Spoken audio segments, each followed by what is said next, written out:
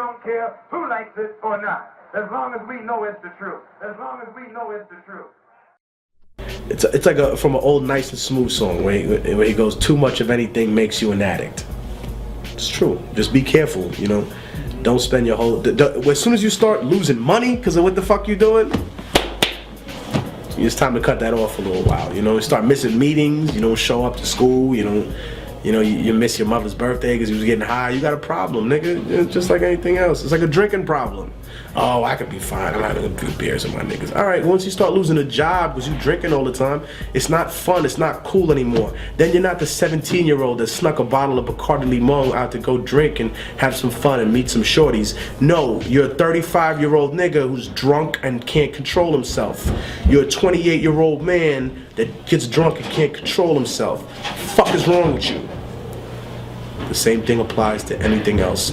Pills, weed, coke, anything. Women. That's the, Don't get me started, nigga. Real shit. That's the one thing niggas addicted to more than anything else. But you ruining relationships, divorcing, fucking up your business. Grow up, nigga. Alright. I never get high before the show, ever. People come up to me and they offer me liquor or weed. They're like, oh, you want some liquor or weed? And I'm not, this is not about any other artist but myself. I can't answer for other people. I just know that for me and for my crew, we don't get fucked up before the show. Afterwards, if people want to party and do whatever they want to do, that's fine. In terms of marijuana, though, I think there's a big debate about the difference between legalizing it and decriminalizing it. That wouldn't make it accessible for the government to come in and have every aspect of control over. So I'm definitely for decriminalization. Legalization is a whole nother story. I think I'd have to see the details of what they would have in mind about it. But it has an incredible part of the American story involved with it. I think that's something that's lost in the translation of the songs and of the stuff. The first American flag was made out of hemp. But you had to grow hemp. Like literally, that was a condition of owning land back in the day because they wanted to make sure that Britain wasn't able to reinforce a cotton trade there. They wanted an alternative. It was a good business move. And somewhere along the way, a bunch of religious fanatics and pious individuals, a bunch of self-righteous fucks, and some businessmen got together and realized, hey, this is not something that we need in our society because we can make more money with these other drugs. So, but plenty of founding fathers smoked weed. I don't think that society this way wants to remember that, but it's honestly the truth. For people to deny that is just absurd. It's kind of an insult to American history. But I think that it bears an important part of this country, and it should be talked about a lot more. My story, my history, my people's history is very long. We lived for thousands and thousands of years in South America. But my personal story is that I was born in el Hospital Militar de Lima, and that I came to Harlem in the 80s.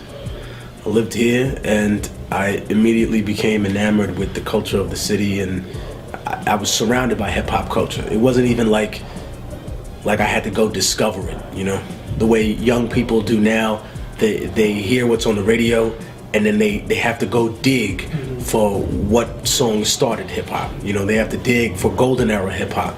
They have to find, Gangstar, because it's not on the radio right now, or it's not on MTV. They have to find Rakim and KRS-One. I grew up with that on the radio. I grew up with Public Enemy on like Hot 97. You know what I mean? Just that type of immersion in a culture, I think was relative to that era.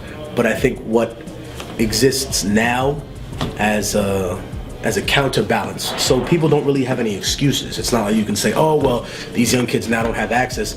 Now you have the internet. So if you are like 13 or 14, you have access to a wider scope of knowledge than people that grew up in the golden era could possibly imagine, because now you can get hip-hop from every corner of the world since it first started.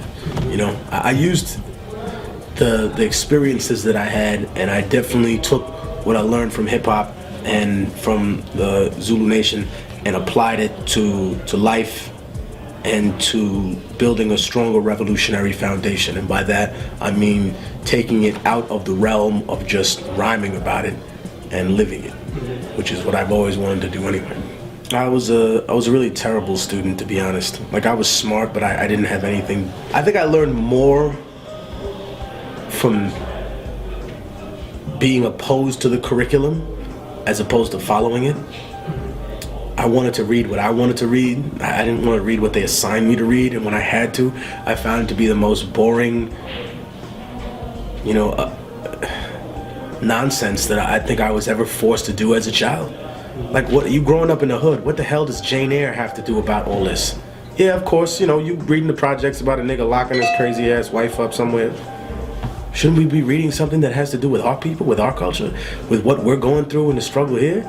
Yeah, all right, Oliver Twist is about poor people. But how does that relate to the racism that we're forced to suffer through? Or the cultural imbalance? Or the idea of what being civilized is? You take two people, and I just had a conversation with a very, very dear person about this. About what's the difference between how they see the civilized world and how we do? You take two different people that have degrees of civilization to them. The colonizer and the person who's colonized. African guy, goat herder, wearing a loincloth. It's very hot. He speaks his own native language. He gives thanks to the earth and the sun and the moon and the stars.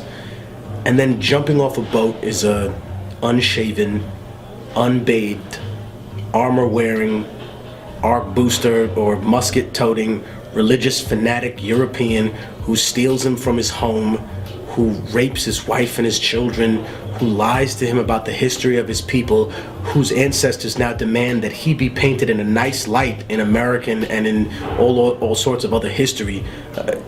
This person is now the civilized one? And the nigga that was minding his own motherfucking business, taking care of his family, is the animal, the barbarian that needs to be quote-unquote civilized?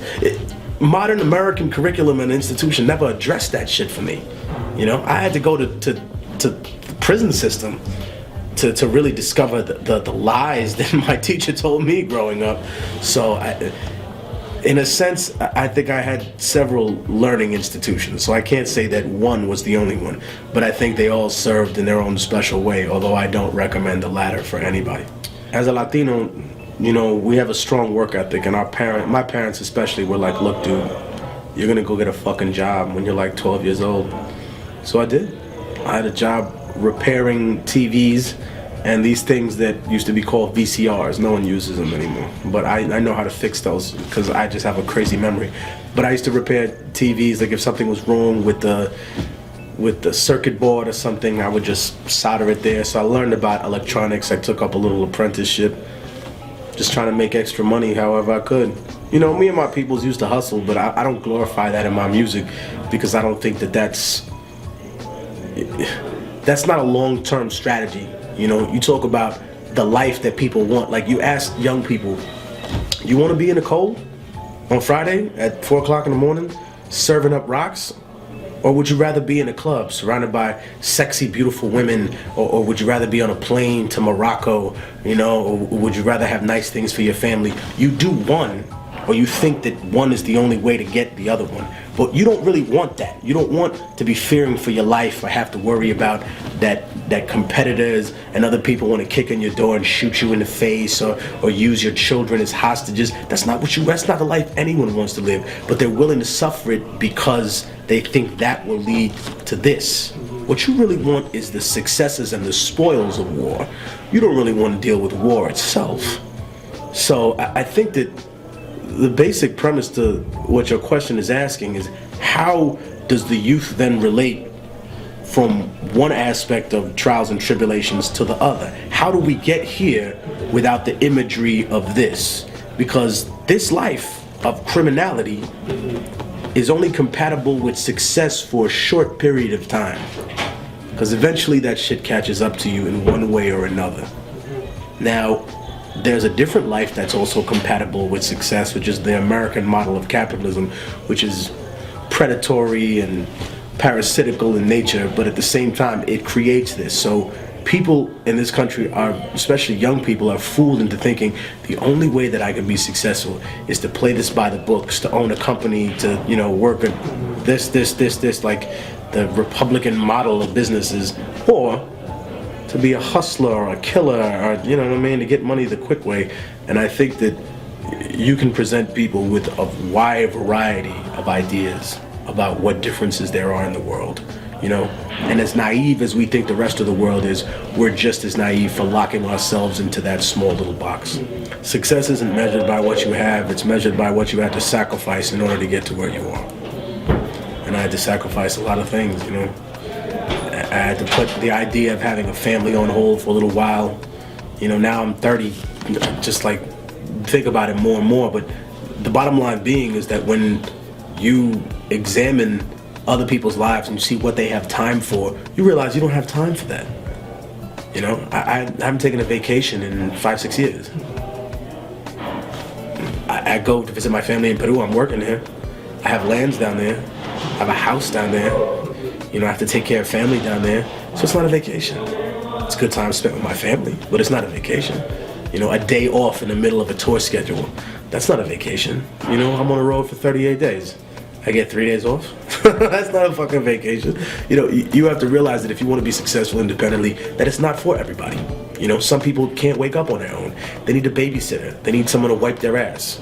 You know, you talk to anybody that's been in the industry for 20 years, that's been part of the game, you know, they're going to realize that there's a level that a label does handle certain affairs for you that you don't just sell. I mean, how many artists really do their own taxes? Right? How many of them balance the budget by themselves? They don't have a manager or don't have other people to do it. The problem is that when you become so dependent on other people, it makes it hard for you to realize what you need to do if they were all of a sudden to be out of your life. And if you don't learn to delegate that responsibility, then you're going to be overworked. So it's a very thin line to walk. And that's why I say that really independent music and the success in that is for people that are willing to lose sleep and are willing to dedicate and invest in themselves. Because I see a lot of people invest in other things, but they don't invest in themselves. You know, you bought a nice car, you bought a nice jacket, a nice set of jewelry. That's cool, but think about what you did. The first second you got money, that money went to someone outside of your community. It went to buy something that has no bearing on what you did. And I'm not criticizing people for it, because if you have the money to buy yourself, you know, a house and buy your mom a house and be secure and everything else is taken care of, the basics, I can't tell you what to do with your money. I can advise you about what's going to be most beneficial.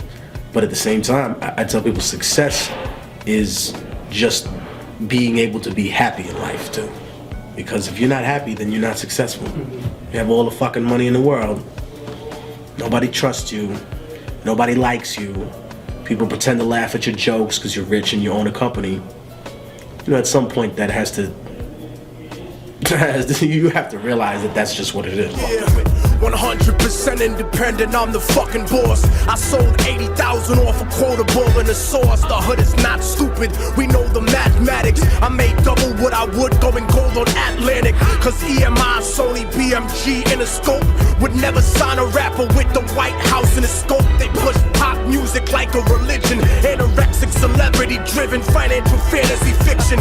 Contradiction, cause the life he was given resembles life in prison. Fed time with Manuel Noriega, the real Noriega, who did America 100 favors with Contras, the Shah and the CIA, moving Escobar's coke through the MIA. This is the third world speaking through a dead man walking, and everybody talking about the South taking over. It's true, motherfucker, but it's coming over the border. Fuck your chain, my people will kill you for water. Fuck fans, nigga, I got soldier supporters that'll cut your throat if you strapped with a tape recorder. That's right, motherfucker, welcome to the new world order, where the truth is always censored by corporate reporters. The government runs a drug politics on the corner. That's why I never stress rappers and their employers. I put a bag over his fucking head and torture your lawyer, cause it's too simple to shoot y'all. Taser the roof of your mouth and electrocute you. I'll root you out with the Ruger, the German Luger U-boat.